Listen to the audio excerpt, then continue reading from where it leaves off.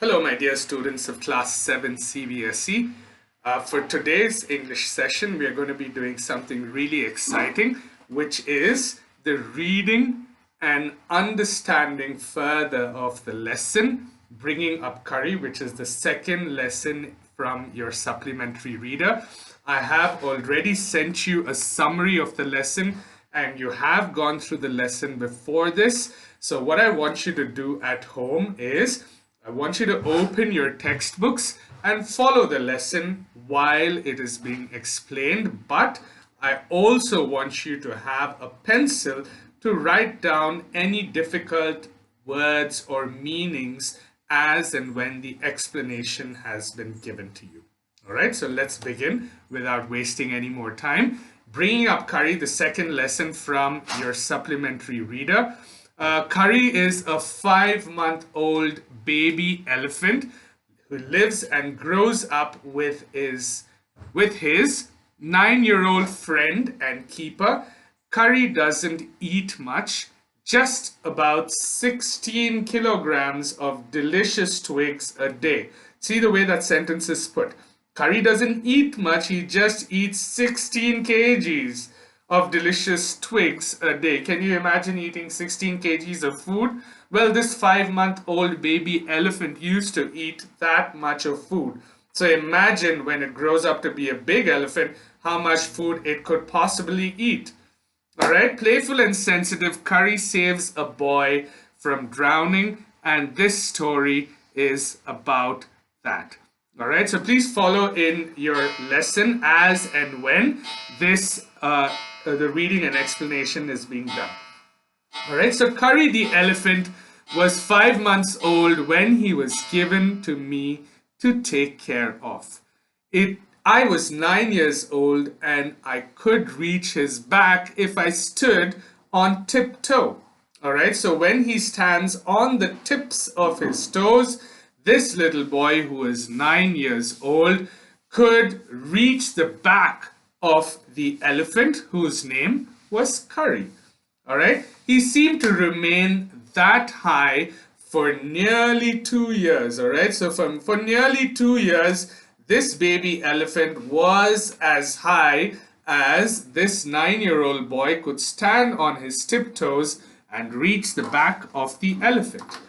We grew together. That is probably why I never found out how tall he was. Okay, so because this little boy of 9 years old, who was 9 years old, and Kari the elephant, who was then 5 months old, they grew up together. So both of them used to grow almost at the same pace, almost to the same height every single year. All right, so he never found out just how tall Kari was. He lived in a pavilion under a thatched roof which rested on thick tree stumps so that it could not fall in when Kari bumped against the poles as he moved about. If you look at the picture below in the next page, on page number 8, that is, if you look at the picture there, you will see that the boy is on his tiptoes and he is stretching his arms out and he can just about reach the top of the elephant. Now, the pavilion is a place where this elephant was living. All right, it was made out of thatched roofs, as you can see in the photographs, and it had thick poles to support the thatched roof so that when Kari moved about, because it was such a big animal, although it was small, just remember it ate close to 16 kgs of food in a day. All right, so he was pretty strong. Okay, so it's so that when Kari moved in and out of this pavilion, so that it doesn't fall down because he was so heavy and strong, these poles which supported the thatched roof were made really strong. Okay, one of the first things that Kari did was to save the life of a boy. Let's read and find out how. Kari did not eat much, but nevertheless needed 40 pounds of twigs a day to chew and play with. All right, so even though he did not eat eat much, like the author says. This little curry ate 40 pounds of twigs a day. All right, 40 pound is another measure of calculation, just like how we have grams and kilograms, we have pounds. Okay, that's another measure of calculating certain things which are heavy. So this elephant, it ate 40 pounds of twigs a day, and these twigs it used to chew, meaning bite on, and play with. Every day, I used to take him to the river in the morning for his bath. He would lie down on the sandbank while I rubbed him with the clean sand of the river for an hour. All right, so every day this boy used to take him to the river in the morning for his bath, and this little elephant, whose name was Curry, would lie down on the sand bank. All right, the banks of the river was sandy. Okay, and this little elephant used to go there and lie down on the banks of the river while the little boy rubbed him with the clean sand of the river for almost an hour. All right, and after that he would lie in the water for a long time. All right, elephants, when they're babies, they like playing in water. All right, so he used to lie, this elephant Curry used to lie on the water for a very long time. And after coming out, his skin would be shining like ebony, and he would squeal with pleasure. All right, so ebony is a type of wood. All right, and it's a really shiny kind of wood. All right, and when he would come out, obviously he's had a nice bath, so he would be nice and shiny, just like ebony, and he would squeal. Squeal is the sound that the elephant makes when it's a baby. All right, so with its trumpet, he used to make a squealing sound because he was so happy that he had a nice bath. So he used to squeal with pleasure as I rubbed water down his back. All right, so this little boy used to rub water and wash off the sand that he used to clean the elephant with, and the elephant was really happy that it squealed in pleasure. All right, and then I would take him by the ear, because that is the easiest way to lead an elephant. All right, so this boy grew up with the elephant, so he knew what the elephant, how the elephant would listen to him. So after he'd come out of his bath, this little boy would take him by the ear, because that is the easiest way one can lead an elephant or tell the elephant which direction that he needs to go in. All right, and he used to leave him on the edge of the jungle. The edge of the jungle is towards the end, all right, where the jungle ends, and after that probably the city would start, all right, or a town would be there. All right, so till the jungle end or the edge of the jungle, he would leave him there. And while I went into the forest to get some luscious twigs for his dinner, this boy used to leave the little elephant, whose name was Curry, at the edge of the forest. So why this boy used to leave Curry at the edge of the forest? Because he used to go into the forest to get luscious twigs for him. Luscious meaning tasty and sweet smelling. Okay, it was a baby elephant. All right, so just remember that you can't give him, like, really hardcore food to eat. So he gave him really luscious, meaning sweet and tasty, sweet smelling and tasty leaves. That is why the boy, after the elephant's bath, he used to take him to the edge of the forest and leave him there, and went into the forest, and he used to get twigs for this elephant's dinner. Now, one has to have a very sharp hatchet to cut down these twigs. It takes half an hour to sharpen the hatchet, because if a twig is mutilated, an elephant will not touch it. All right, so we're learning two new words. The first one here is a hatchet.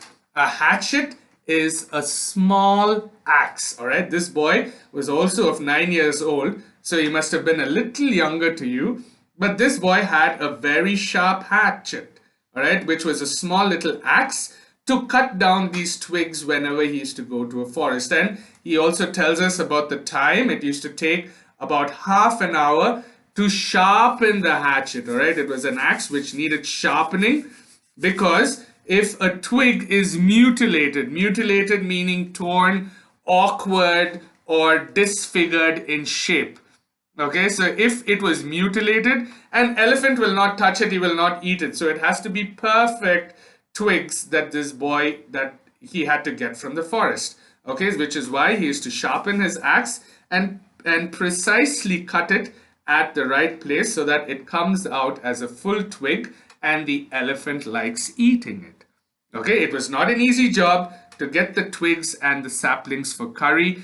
I had to climb all kinds of trees to get the most delicate and tender twigs. All right, tender meaning soft, delicate also meaning easily can be destroyed or broken. All right, so if it is broken and if it was awkward and it was disfigured, the elephant didn't like eating it. All right, so this boy had to climb all kinds of trees to get the most delicate and tender, meaning soft twigs for this elephant to eat. All right, as he was very fond of young branches of the banyan tree, which grows like a cathedral of leaves and branches, I was gathering some one spring day in March when suddenly I heard Curry calling to me in the distance.